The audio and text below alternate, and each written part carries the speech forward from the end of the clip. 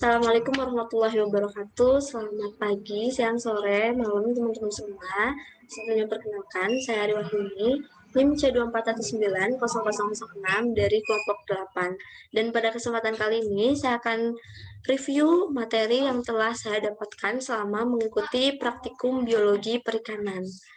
Ya, pokok bahasan yang kita akan bahas di sini ada 3 bahasan. Yang pertama yaitu pertumbuhan ikan, kemudian reproduksi ikan, dan yang terakhir yaitu makanan ikan. Dari pertumbuhan ikan sendiri, kita mempelajari 3 hal. Ada distribusi frekuensi panjang, hubungan panjang dan bobot, serta yang terakhir yaitu faktor kondisi. Oke, mari kita perjelas satu persatu. Distribusi frekuensi panjang ini menunjukkan bagaimana persebaran panjang populasi suatu ikan di perairan dan bisa dilihat biasanya akan ditampilkan dalam bentuk grafik distribusi frekuensi panjang. Nah, dari contoh yaitu ikan Sardinella lemuru di perairan Selat Sunda bisa kita lihat bersama. Distribusi frekuensi panjang total tertinggi kita peroleh di selang kelas 202 hingga 212 mm. Selanjutnya adalah hubungan panjang dan bobot. Ini menjelaskan bagaimana panjang itu mempengaruhi bobot tubuh suatu ikan. Biasanya akan ada 2 hasil, yaitu ikan tersebut bersifat alometrik atau bersifat isometrik. Nah, kalau alometrik ini juga dibagi lagi menjadi alometrik positif ataupun alometrik negatif. Ketika positif berarti bobot tubuh ikan itu bertambah lebih banyak daripada pertambahan panjang. Begitu sebaliknya untuk alometrik negatif. Nah, dari contoh yang kita lihat, yaitu disajikan dalam bentuk grafik, setiap pertambahan panjang sebesar 1 satuan akan mempengaruhi pertambahan bobot sebesar 2,8059. Selanjutnya adalah faktor kondisi. Ini bagaimana lingkungan tersebut mendukung daripada pertumbuhan ikan. Nah, untuk faktor kondisi ini yang bisa kita lihat di contoh yaitu tertinggi terjadi pada bulan Juli. Kenapa demikian? Karena di perairan Selat Sunda, menurut Wujdi et al. 2012, terjadi upwelling pada bulan Juli, sehingga nutrisi yang ada di bawah perairan akan terangkat ke atas. Nah, ini akan mempengaruhi pertumbuhan ikan lemuru tersebut, karena ikan lemuru merupakan ikan pelagis kecil dan ikan pelagis atas, sehingga akan memanfaatkan makanan yang ada di atas. Dan ketika terjadi upwelling, otomatis nutrisi yang dimakan ikan itu akan banyak, sehingga kondisi tersebut mendukung daripada pertumbuhan ikan lemur tersebut. Selanjutnya adalah reproduksi. Di bagian reproduksi ini kita akan mempelajari mengenai nisbah kelamin atau yang kita kenal juga dengan rasio kelamin, kemudian ada IKG, TKG, dan lain sebagainya. Kita bahas satu persatu. Nah, nisbah kelamin atau rasio kelamin ini biasanya ditampilkan dalam bentuk persentase, di mana dari contoh yang telah kita lakukan, ikan Sardinella lemuru sebanyak 210 spesies menunjukkan bahwa 210 individu ya, 210 ikan menunjukkan bahwa 62% merupakan ikan jantan dan 38% merupakan ikan betina. Dan dari beberapa literatur yang telah dicari bahwa sebaiknya proporsi antara kelamin jantan dan kelamin betina itu 1:1. Berarti yang kita dapatkan ini kurang proporsional untuk keberlanjutan suatu populasi ikan. Selanjutnya ada TKG atau tingkat kematangan gonad. Ini menunjukkan bagaimana perkembangan gonad ikan tersebut.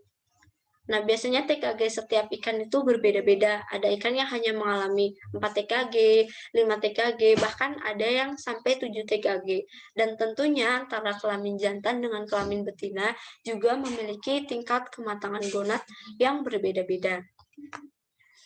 Nah, TKG ini juga nantinya akan berhubungan dengan IKG, di mana IKG ini diperoleh dari persentase berat gonad dibagi dengan bobot tubuh ikan. Sehingga ketika TKG-nya semakin meningkat, tingkat kematangannya semakin meningkat, otomatis bobot gonad juga akan semakin bertambah. Dan ketika bobot gonad bertambah, otomatis persentase dari IKG juga bertambah. Oleh karena itu, semakin bertambah TKG, maka akan menambah persentase juga pada IKG. Nah, jadi IKG yang paling besar ini kita peroleh ketika TKG ikan berada pada TKG 4. Atau ikan itu berada pada siap menetas. Nah, selanjutnya adalah fekunditas. Fekunditas ini menggambarkan seberapa banyak jumlah telur itu dalam suatu gonad. Biasanya kita hitung bisa manual menggunakan counting atau bisa gravimetri dan lain sebagainya seperti itu.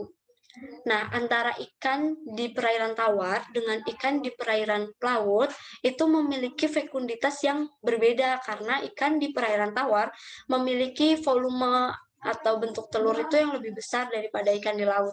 Dan secara otomatis jumlah telur yang ada dalam gonad tersebut juga akan lebih sedikit daripada jumlah telur yang ada di laut. Di gonad ikan laut. Seperti itu. Nah, selanjutnya diameter telur. Diameter telur ini, dari yang kita tahu ya, diameter itu ukuran panjang, yang paling panjang dari suatu telur itu. Nah, untuk diameter telur ikan sendiri dapat digunakan untuk melihat apakah ikan tersebut sudah siap menetas atau belum telurnya, dan apabila menetas kira-kira 1 kali pemijahan atau bertahap atau beberapa kali pemijahan seperti itu. Jadi nanti ada 2 antara total spawning atau partial spawning.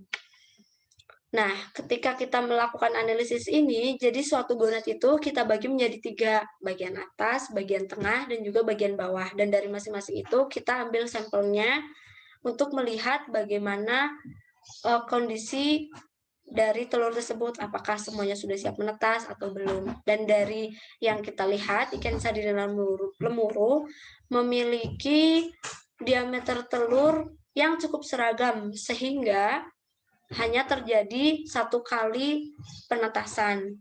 Ya, kita bisa lihat diameter telurnya itu berkisar antara 0,38 sampai 0,43 dengan 1 kali puncak atau 1 kali penetasan.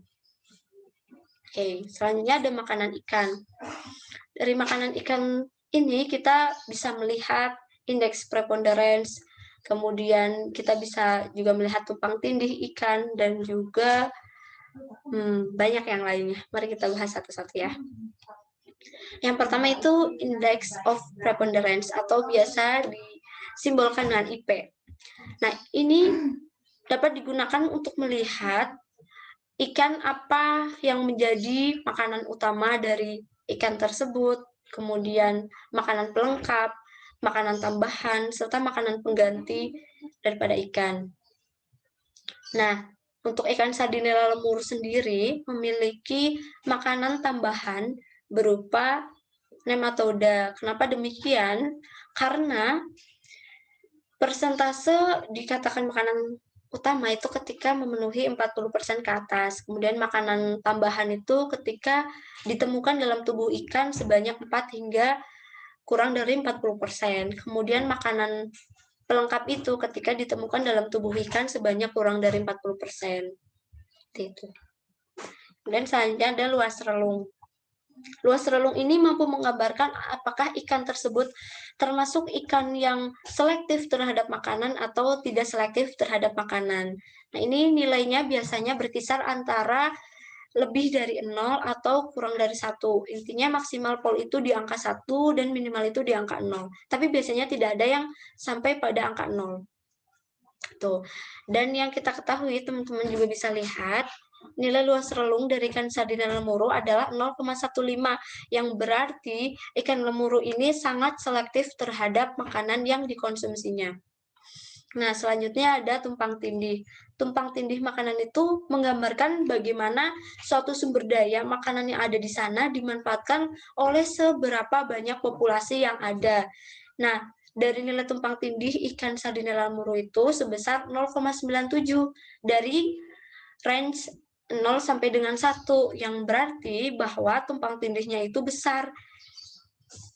Nah, artinya bahwa makanan yang dikonsumsi oleh ikan Sardinella lemuru ini juga merupakan makanan yang dikonsumsi oleh berbagai populasi yang ada di sana.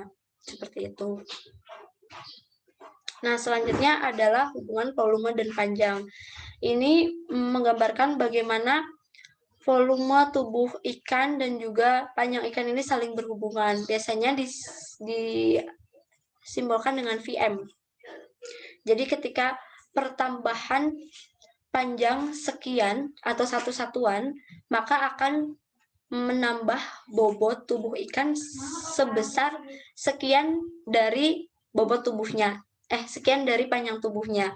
Misalnya pada ikan betina, kita tahu bahwa pertambahan satu satuan panjang akan menambah 0,7% dari panjang tubuh ikan untuk pertambahan bobotnya, seperti itu. Asalnya dapur. Ini merupakan panjang usus relatif.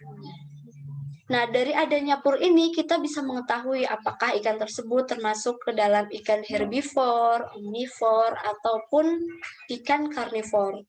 Nah, ikan herbivore ini ketika panjang usus ikan tersebut melebihi 3 kali panjang tubuhnya. Sedangkan ikan omnivore adalah ketika ikan tersebut memiliki panjang usus 1 hingga 3 kali panjang tubuhnya. Sedangkan